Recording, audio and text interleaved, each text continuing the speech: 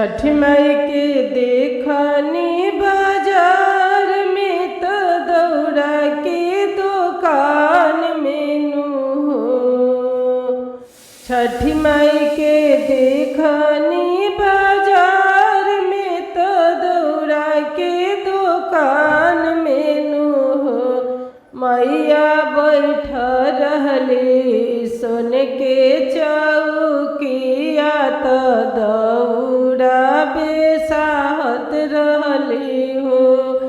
मैया बैठ रहली सोन के चौकिया तो दौड़ा बेसाहत रहली हो। मैया बैठ रहली सोन के चौकिया तो सुपावा बेसाहत रहली हो। छठ माई के देखनी बाजार में बाजवा के दुकान में नू हो।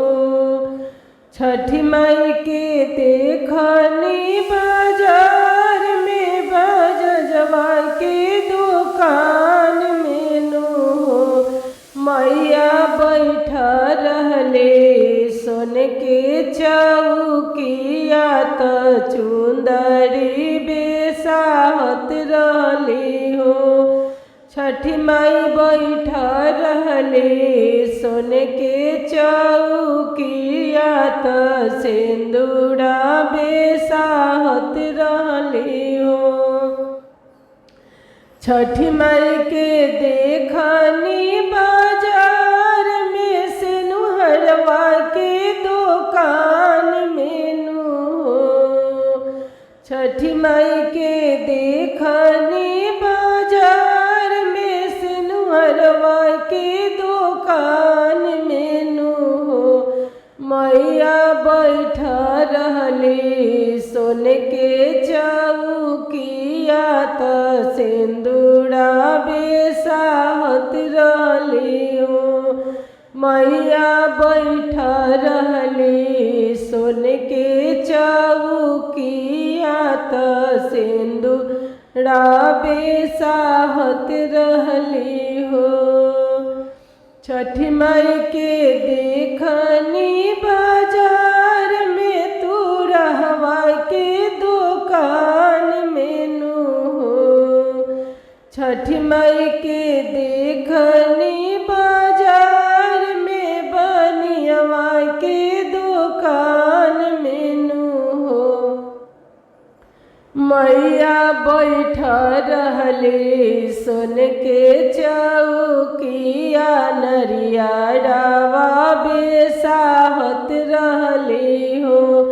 मैया बैठ रहली सोन के चौकिया तो केरावा बेसाहत रहली हो।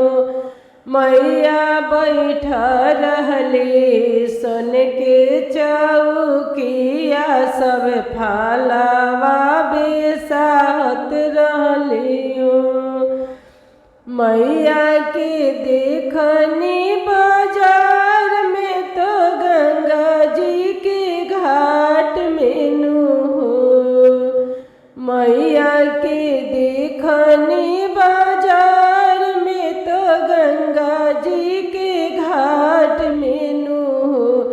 मैया बैठ रहली सोन के चौकिया तो घाट बनावत रहली हो। मैया बैठ रहली सोन के चौकिया सिर सुपता बनावत रहली हो। मैया के देखनी बाजार में कोयरिया के दुकान में नू हो। मैया के देखनी बाजार में कोयरिया के दुकान में नू हो। मैया बैठ रहली सोन के चौकिया तो खावा बेसाहत रहली हो। मैया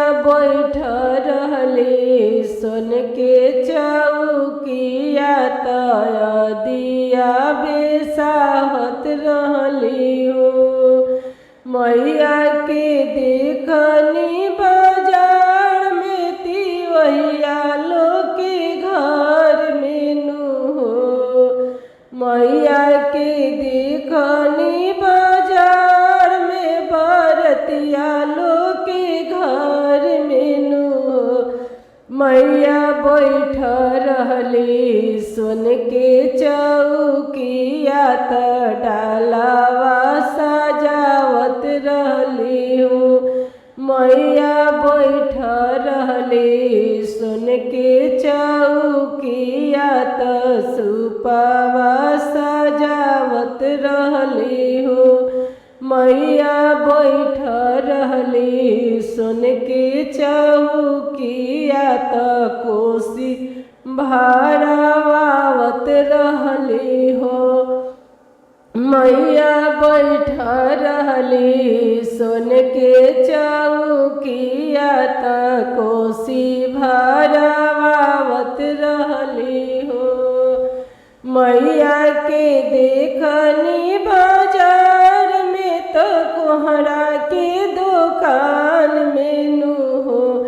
मैया बैठ रहली सोन के चौकिया कलशवा बेसाहत रहली हो।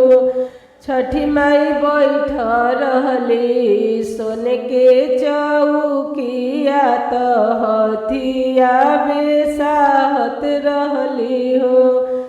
मैया बैठ रहली सोन के चौकिया त हथिया बेसाहत रहली हो।